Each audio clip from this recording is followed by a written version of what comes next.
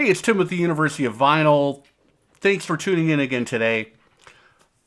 You know, in the past, I've been accused of maybe putting a little too much emphasis on the mastering engineer. I'm not going to make any apologies. I think they are very, very important because what we have is our ears and then the end product, the record that we put on our turntable and we listen to on our own setup. Now, if I actually look at the analytics and the stats behind a lot of these mastering engineer videos, I'll honestly admit those videos they have really kind of put my channel on the map. They always get a lot of traction. They pick up a lot of subscribers. There's always tons of interaction and comments, and I stand by all those videos. I think they're a great resource for everybody to go out and find some kind of commonalities out there with these records. There's a reason they all sound fantastic, and a lot of that has to do with the mastering engineer. But I want to take it a step back today, and as we move into 2025, I'm going to start a new series called The Recording Engineers. The recording engineers arguably are just as important, more important, than that person who has been tasked with mastering the final product. The recording engineers have to make all the decisions on which microphones to use, where to put those microphones, how many takes they're going to do of a certain song until they think they have it. Are they going to be taking an approach where they're going to be punching in a lot of overdubs? Are they just going to kind of record the band? That's it. That's the take. Whether it's 1, 2, or 3 takes, and then they're going to choose the best.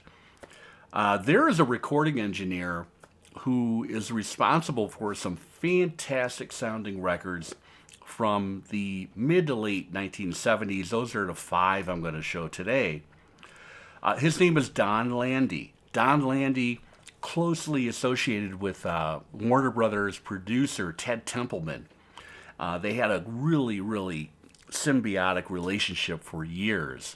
If we talk about Ted Templeman and Donn Landee, the first thing that will come to many people's minds are those incredible David Lee Roth Van Halen records. This being the very first. Yes, I do have a very nice early promo with the palm tree label, which is the one that you want to find. This record is just drop dead gorgeous. And when we talk about microphones, so Donn Landee made a decision to use one of the premier recording microphones in history. That's the Neumann U47. He used a couple U47s over the top of Alex Van Halen's drum set, and he used different mics on the snare and the toms, but that U47, that kind of all-encompassing condenser mic, really worked to great effect on this record and others. But that was an important decision that Donn Landee made. The record was recorded at Sunset Sound, famously recorded at Sunset Sound, where Donn Landee had done many other recordings for people like the Doobie Brothers and Montrose.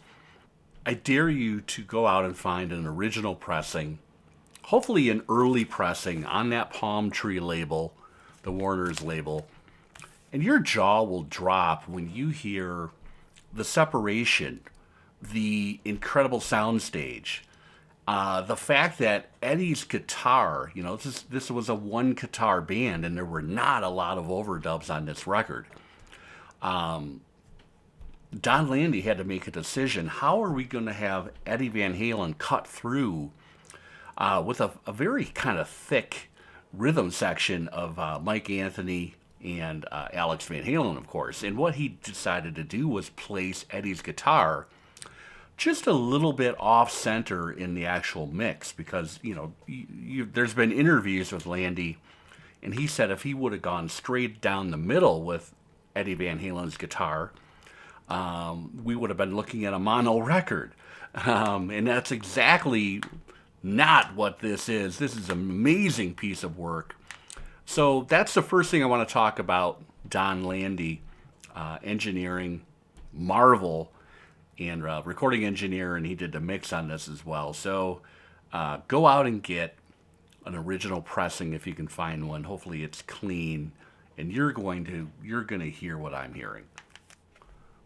Let's back up to 1975. The Doobie Brothers, kind of in a state of flux because Tom Johnston, he had to go off of the road. All of his stomach issues, a little bit of fatigue, maybe other issues as well. And it was Jeff Skunk Baxter's idea to bring in Michael McDonald during their tour. He came down to New Orleans, had a couple practice days with the band, and the next thing you know, Michael McDonald was there singing a lot of the Tom Johnston parts. And Michael McDonald thought it was a part-time kind of a stopgap gig. And of course, he was appreciative of his old Steely Dan bandmate Baxter to get him involved. But what happened, much to his surprise, is they decided to bring Michael McDonald into the fold, into the Doobie Brothers, bring him into the studio. And the 1976 album, Taking It to the Streets, includes two incredible Michael McDonald compositions, Taking It to the Streets and It Keeps You Running.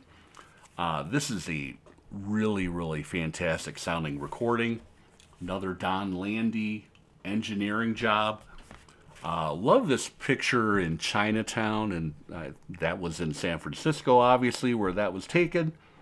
And on the familiar Palm Tree Warner Brothers label, the mix of this was done at Sunset Sound by Donn Landee. This is just an incredible sounding record. All of these Warner Brothers Doobie albums are just drop dead gorgeous as far as analog sound.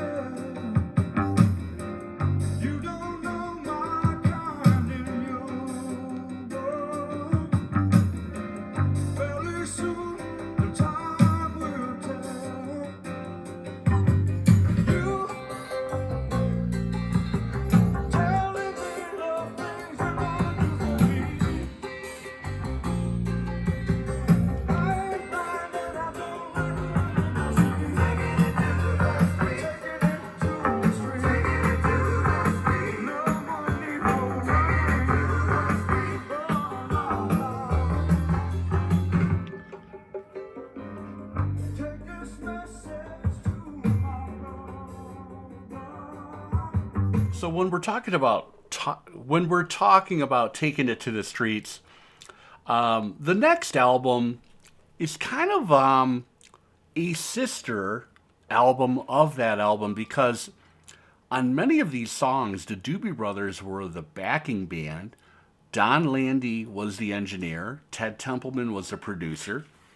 And we're talking about one of the best sounding Carly Simon records that you can find, Another Passenger. And, Carly Simon always worked with the best and the brightest, whether it was Richard Perry or Arif Martin. But here she is working with Ted Templeman. She recorded her own version of It Keeps You Running with the Doobies backing her.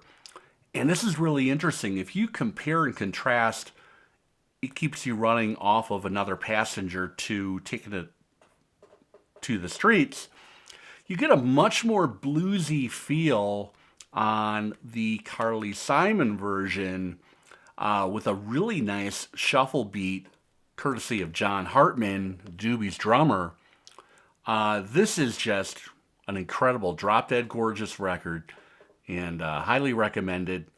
Let's go back to 1975 again. James Taylor, Gorilla. Of course, lead-off track, Mexico. And then we also get How Sweet It Is to Be Loved by You. Amazing cover. Vocal harmonies by none other than Carly Simon, James Taylor's wife at the time.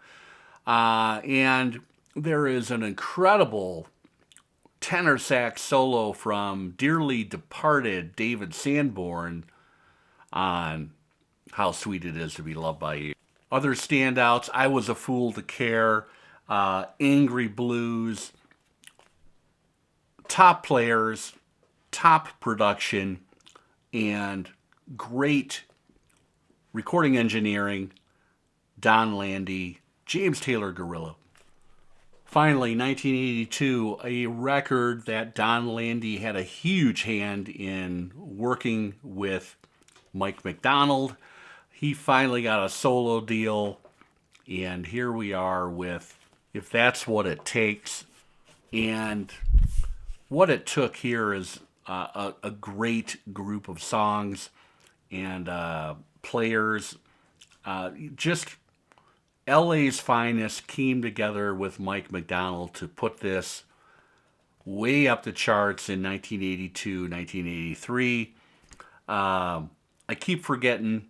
Let's just look at the players behind I Keep Forgetting. First of all, who's going to forget the incredible bass line from none other than Louis Johnson of the Brothers Johnson. We have Jeff Porcaro behind the drum set. Steve Lukather, guitar. Greg Phillinganes, clavinet. Michael McDonald, of course, on Fender Rhodes and synthesizer. This is just really, really nice. And another fine example of a record engineered by Donn Landee. That's today's video. Go get these records if you don't have them. You know, the cool thing about this, other than the Van Halen, the first debut record, you can find all of these records for between, I'm going to say, $8 and $15. Keep an eye out for them if you don't have them. If you have them, put these down on the turntable, one after the other, and see what you think. I think you're going to hear what I'm hearing. And a lot of that, the architect of that sound on these records and so many more, was Donn Landee. Take care, everybody.